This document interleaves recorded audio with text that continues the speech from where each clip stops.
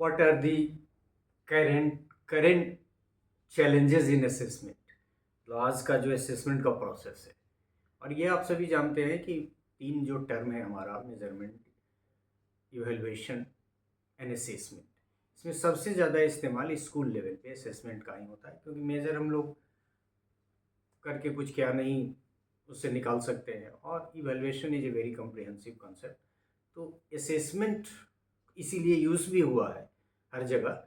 और दूसरा कि असेसमेंट के चैलेंजेस भी, करंट चैलेंजेस भी हैं, and this is a sub head.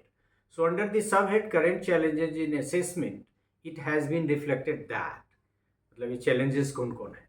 Assessment has become mechanical in nature, मतलब we are not suppose to assess for the purpose of assessing, मतलब ऐसे ही पर्पसफुल नहीं हो फिर भी हम असेसमेंट कर रहे हैं, लेकिन फाइंड आउट किया गया है, क्योंकि ये मैं नहीं कह रहा हूँ, ये डॉक्यूमेंट कर रहा है national curriculum framework for school education, ये कह रहा है कि assessment has become mechanical in nature. और दूसरा ये भी कह रहा है कि it is measuring rote learning not competencies, मतलब सिर्फ ये थ्रू आउट है। इवन आप यूजीसी वगैरह की जो परीक्षा हम लोग लेते हैं, पूरा का पूरा हमने रिलायबिलिटी वैलिडिटी के नाम पे एकदम तहस नहस हम लोगों ने कर दिया है। उसमें हम लोग सब्जेक्टिव एग्ज़ाम ही नहीं लेते हैं, तब जबकि सब्जेक्टिव एग्जामिनेशन का अपना एक है। एक तरफ हम करिकुलम में लैंग्वेज अक्रॉस डाल रहे हैं, फिर इंजीनियरिंग जैसे एग्जामिनेशन में भी हम लोग सब्जेक्टिव एग्ज़ाम लेके लैंग्वेज टेस्ट कर रहे हैं, और दूसरी तरफ पहले का या दूसरे का भी। खैर, सो assessment has become mechanical in nature, जो पर्पस नहीं है। यदि आप रिसर्चर को सिलेक्ट कर रहे हैं, जेआरएफ को सिलेक्ट कर रहे हैं, तो क्या आप ऑब्जेक्टिव एग्जाम से सिर्फ उनका एप्टीट्यूड मेजर कर लेते हैं? और उसमें भी बहुत सारा कंट्रोवर्सी है। और दूसरा, it is measuring rote learning. अब आप उसमें क्वेश्चन पूछते हो कि अमुक आदमी का जन्म कब हुआ। अब फ्रायड के जन्म से क्या रिलेशन है रिसर्च का, रिकॉल कर पाया या नहीं कर पाया। और ये आप यूजीसी नेट के लेवल के जेआरएफ के सिलेक्शन में करते हो, और फिर यहाँ डॉक्यूमेंट में डालते हो कि रोट लर्निंग नॉट कॉम्पिटेंसीज। अब इस हाई लेवल के एग्जाम पे तो थोड़ा ध्यान देना पड़ेगा। सो पहला ये प्रॉब्लम है आज का करंट चेंज है कि मैकेनिकल हो गया है।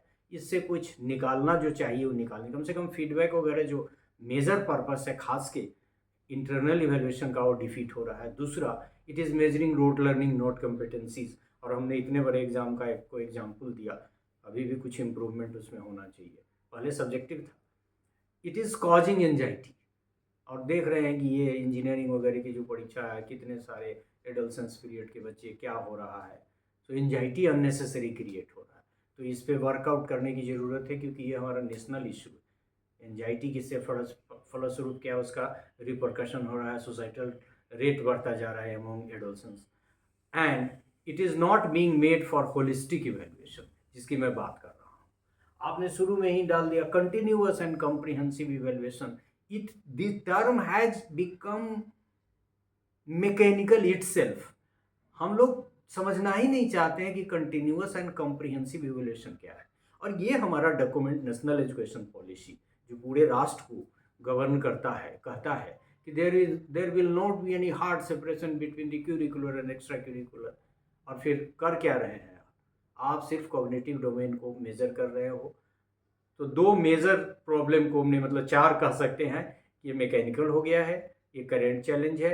हम रोट मेमोरी को, कॉम्पिटेंसीज को नहीं मेजर करते हैं। इवन बड़े बड़े एग्जाम में जहां हम रिसर्चर को सिलेक्ट करते हैं, वहां भी नहीं देखते हैं कि कॉम्पिटेंट रिसर्चर है या फिर रट राट के किसी तरह आ गया है।